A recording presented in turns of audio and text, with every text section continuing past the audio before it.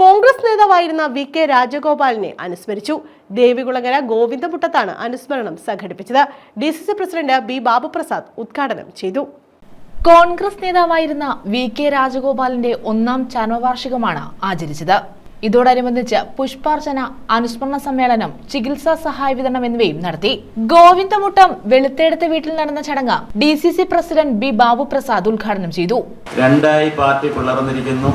78-ൽ party പിളർന്നു.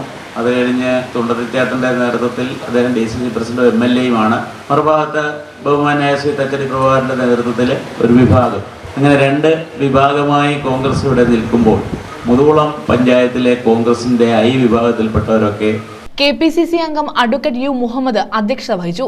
ജില്ലാ കോൺഗ്രസ് കമ്മിറ്റിയുടെ ജനറൽ സെക്രട്ടറിയായും കേരള പ്രദേശ് കോൺഗ്രസ് കമ്മിറ്റി അംഗമായും ഒക്കെ ഇന്ത്യൻ നാഷണൽ കോൺഗ്രസിന്റെ വിവിധ സ്ഥലങ്ങളിൽ അദ്ദേഹം പ്രവർത്തിക്കുകയുണ്ടായി.